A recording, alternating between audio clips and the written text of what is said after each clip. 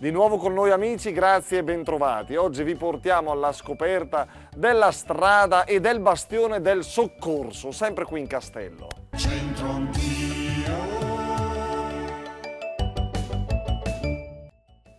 Il castello di Brescia era progettato per resistere anche a lunghi assedi. Infatti esisteva un passaggio segreto, una via nascosta chiamata Strada del Soccorso, che permetteva di entrare ed uscire dalla fortezza in modo sicuro e protetto.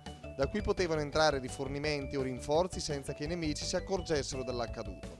La Strada del Soccorso è una via che conduce dai giardini di via Pusterla fino al prato della Bissa del bastione San Faustino, dove attualmente c'è la vecchia locomotiva a vapore della linea ferroviaria Brescia-Edolo. La strada è protetta da un muro alto più di 4 metri e comprende 60 metri di galleria, gradinate a cielo aperto, sbarramenti a ghigliottina, ponti levatoi, nonché fuciliere e cannoniere per difendere questa via di fuga e di emergenza.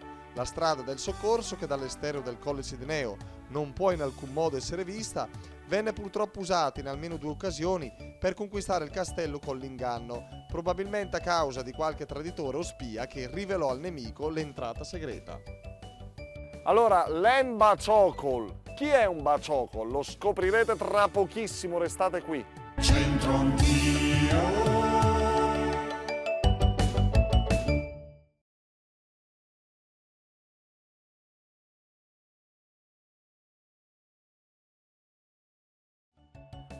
Di nuovo qui amici alla Strada del Soccorso in Castello e col baciocol. Cioè no, qui non c'era, andiamo a cercare. L'Embaciocol.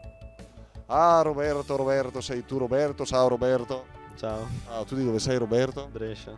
Brescia? Brescia, sì. Bravo Roberto. Senti un po' Roberto, come te la cavi col dialetto? Insomma, Con le donne? no, meglio con le donne. Lascia fare Roberto, lo vedi. L'Embaciocol. Chi è il baciocol?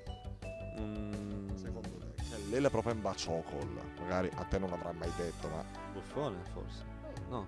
Maria Grazia. Ma che fai a spasso qui solo sul letto? Sto andando a fare shopping. Cara, te pareva, guarda, manco l'avessi chiesto. Maria Grazia, tu di dove sei? Di Oflaga. Di Oflaga, bene. E che fai a Oflaga? Immagino che Oflaga offra tantissime opportunità, insomma, per voi giovani. No, Oflaga ci abito e basta. Senti Maria Grazia, quindi a Oflaga conoscete bene il dialetto, immagino. L'Embaciocol. Chi è un baciocol, Maria Grazia, secondo te? Un maciocol. Ding dong den. Chi è un Campana.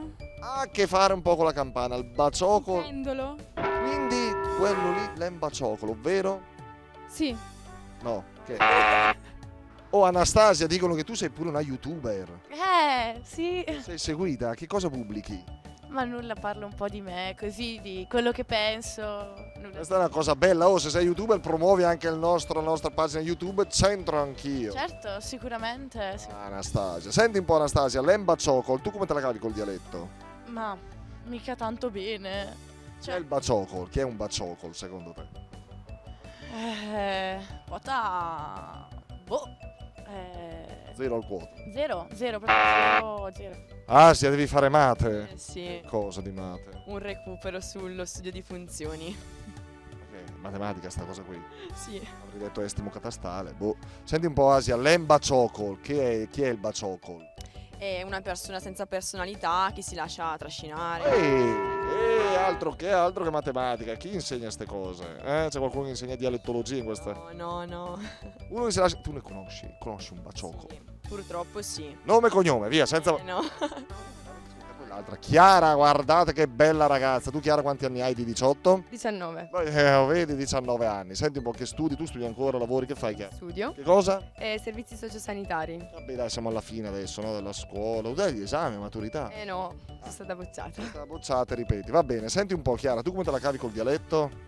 Non molto bene. Dove sei Chiara? Montichiari. Montichiari, insomma, dovresti conoscerlo un po'. L'embaciocol, che è l'embaciocol? Non riferito a insegnanti, però.